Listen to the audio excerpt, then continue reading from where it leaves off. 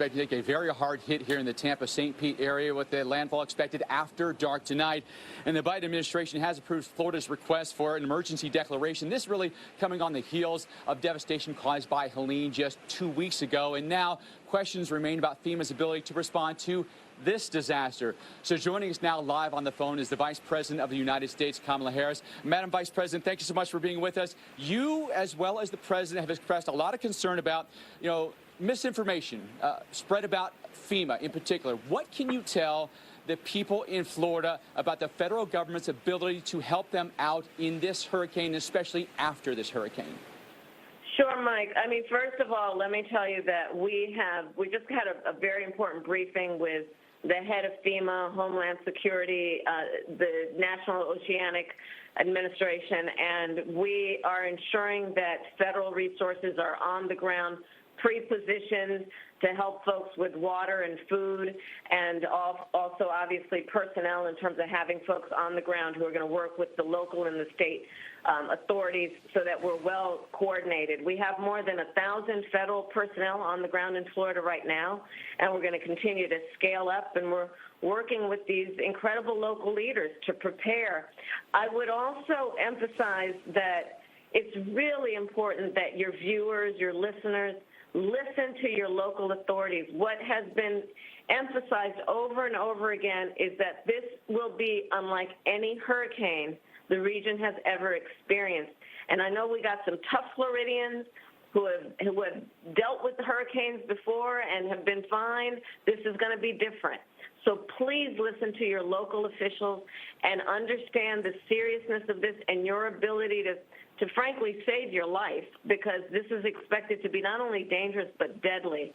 The other point, Mike, that I would make, especially it came through on the briefing from the federal experts, it's really important that we think about the language that we're using to talk about what we are predicting. Because, for example, it has moved from time to time from a Category 5 to a Category 4. It's important that we not emphasize that downgrading has happened, because, in fact, the difference between Category 5 and Category 4 in terms of the danger and the damage is pretty much the same. Similarly, when we're talking about the surge threat, it may have dropped, it may increase, but it's still dangerous. It's still extremely dangerous. So it's important that we communicate to folks that there may be some fluctuations around some of the levels, but we are absolutely entirely within the zone of dangerous, deadly levels, regardless of how it fluctuates within that. And so I just want to emphasize that to you. And then, of course, for the folks who are still trying to survive and recover from Hurricane Helene, don't listen to anything or anybody who's trying to make you more afraid than you already are because of what has happened. There are federal resources you are entitled to receive without condition. And there are resources that are available to you to deal with what you need right now, to, for example, get money to be able to fill your prescriptions and deal with a hotel expense. And then there are resources available to you to help you recover over the longer term. The other point I would make is this, and I've done this work in my career. Sadly, there are some folks who, during the moment of a crisis, will be very predatory and start jacking up prices like gasoline or hotels or airlines to take advantage of the desperation people are experiencing. So to anybody who's thinking about jacking up those prices, those companies that are thinking about doing it, know that we are monitoring and we're watching. And if there is that kind of price gouging, that there will be a consequence for that, because it's just wrong to take advantage of people who are desperate for help. And so know that we're watching that as well. Madam Vice President, I wanted to ask you about the cost of these disasters, because last year alone, the United States experienced 28 separate billion-dollar weather disasters. Is the current budget of FEMA able to keep pace with the increasing costs of these storms, and what's the plan there? So FEMA has the resources it needs right now to deal with what has happened in terms of Helene and what we expect in terms of Milton, and we need Congress, when they come back, to put more resources into investing in resilience and adaptation around these extreme weather events. You know, these budgets so many of them were constructed around a bygone time. And Mike, what you know and all the work you've been doing over the years, if you track the way that this is all happening, it's getting worse. And FEMA's budget and these federal agencies that do this work need the resources to deal with this moment in time. And so I'm looking forward to Congress, when they come back, taking that seriously and giving them the resources they need to deal with the current moment.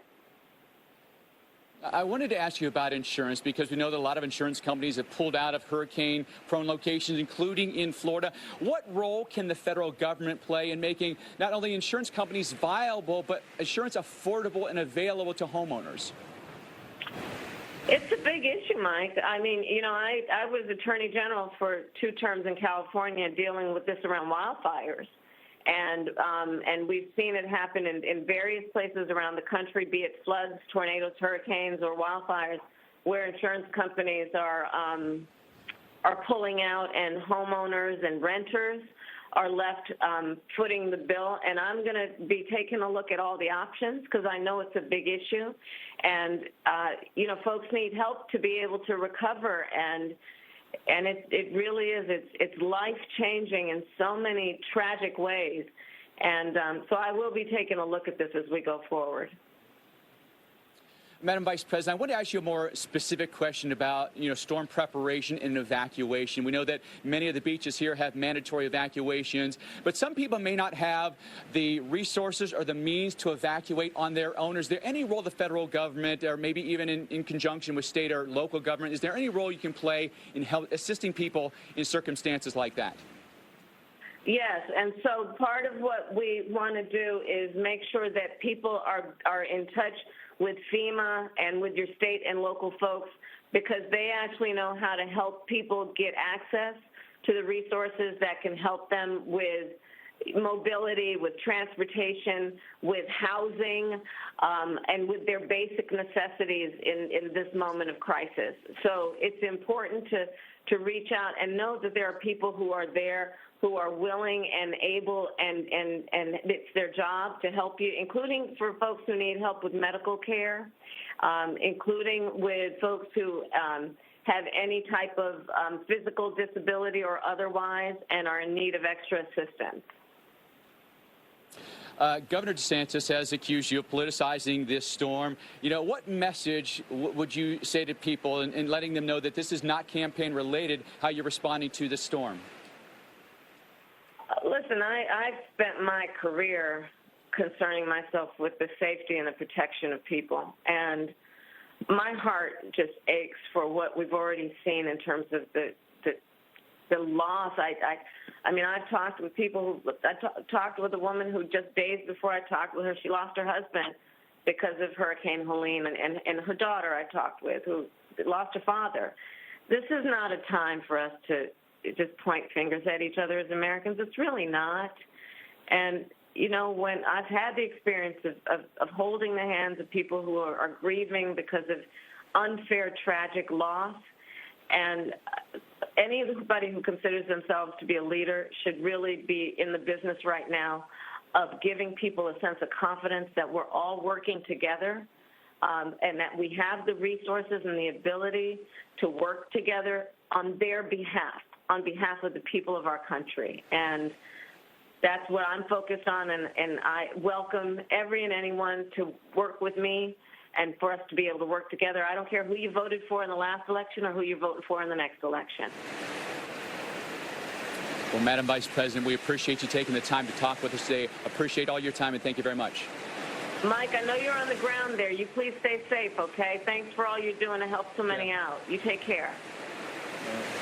Will do. Thank you so much, Madam Vice President. Kamala Harris speaking with us right now and talking about the federal government and their response to this storm, their ability to respond simultaneously to 2 disasters. Helene, that's still a work in progress across the southeast and here across Florida, and then the response that will happen now with Milton. This may be a little bit more confined response because it will not span across multiple states, but logistically it can be very, very complicated between local, state, and federal agencies to try to respond to these disasters.